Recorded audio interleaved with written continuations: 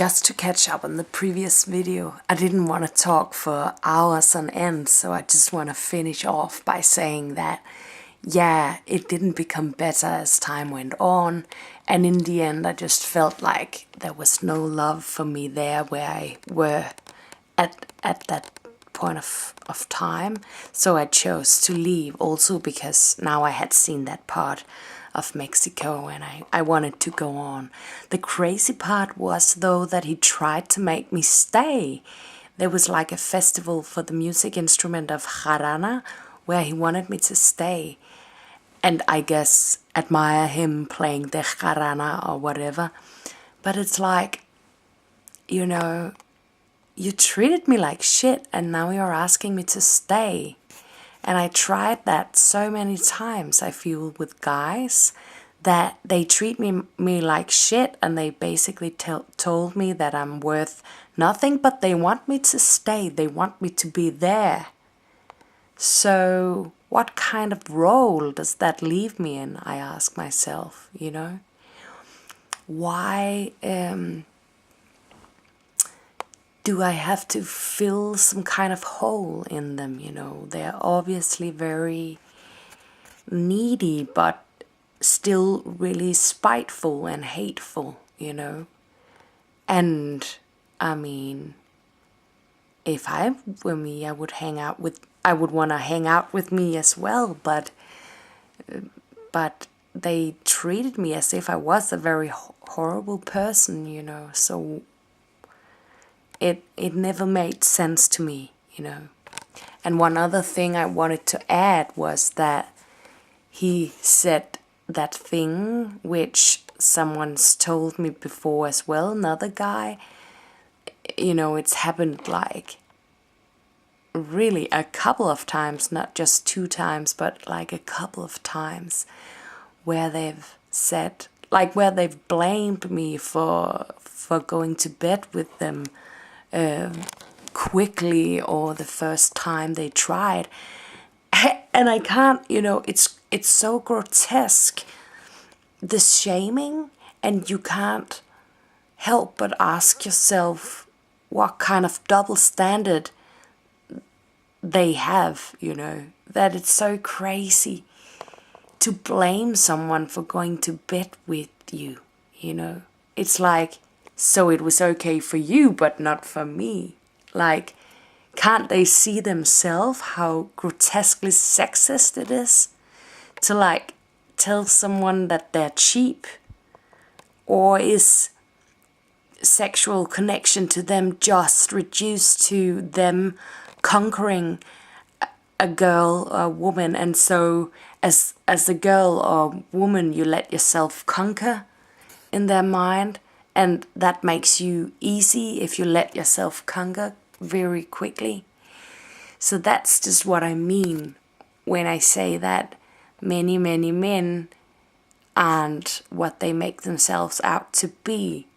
And although you feel you connect very well with them and that they treat you really nicely in the beginning, that might just mean that they want to get in your pants. I've tried this like too many times. So please be suspicious of men and don't just trust them because they tell you good things and they seem nice. Like, that doesn't mean that they can be trusted. And another thing I wanted to tell, which is really scary, was that 2 years later, I went with my family to the United States to go to a wedding in Boston, or Cambridge near Boston. And when the wedding was over, I chose to stay for a while in the US, and eventually I went up to Canada and stuff. But when I was in Boston and I was walking down the street and I passed Berkeley Music Conservatory, I can't remember the proper name, but it's a famous music conservatory, you know, where they play music. I was like walking on the pavement, and I was pretty sure that he was sitting in like a doorway playing a guitar, and as I approached him, as I came closer and closer, I became more and more sure that it was him. It was so fucking freaky, you know. So, and he was sitting there with his guitar, and who knows what he was doing there. Maybe it wasn't him, you know, maybe it was like a ghost or whatever. But he was looking at me in this, like, what are you doing kind of way, and looking at me in a very hard way. And after I had come home from that Mexico travel, I had written a really hard email to him where I was basically telling him that his behavior towards me was shit, you know, because I had realized, you know. So I think it was really weird seeing him again, and the looking at me and trying to like catch my look was just too intense for me. So I turned around, and until this day I don't know if it was him I saw. I mean, it's so unlikely, isn't it, that you'd see someone again whom you met in Mexico, who is from France, you yourself are from Denmark, and then you meet that person in the United States 2 years later.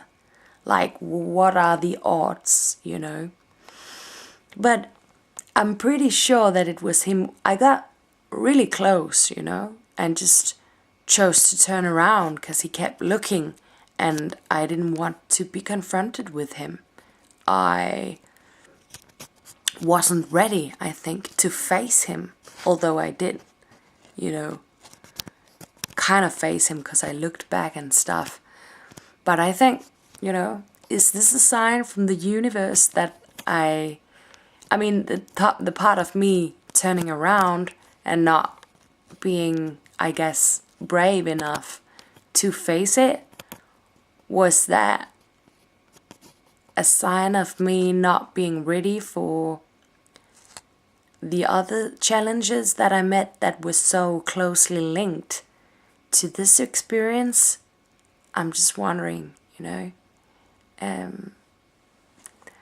It's magical thinking, I know, but it's also, you know, something that's just a little bit exciting to think about.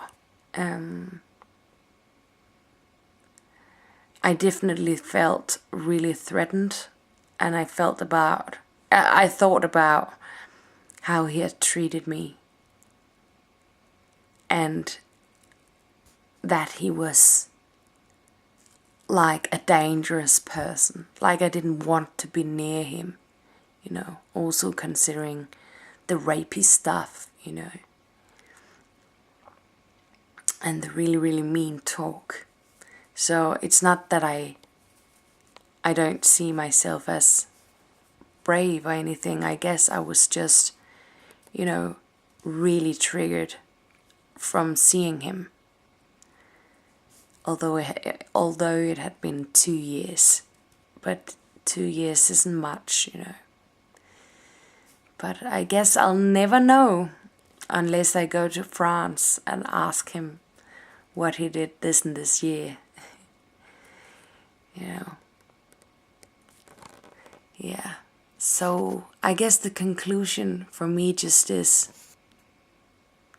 don't trust people who just seem nice, you know. Don't trust people who seem that where it like seems that it's okay to just hook up with them, you know. With guys, they might want to sleep with you, but then they'll think that you're a slut, and they'll blame you afterwards. And who the fuck wants to experience this? Like, and would you ever meet a woman who would ever shame you for going to bed with them, you know? This is crazy, crazy stuff,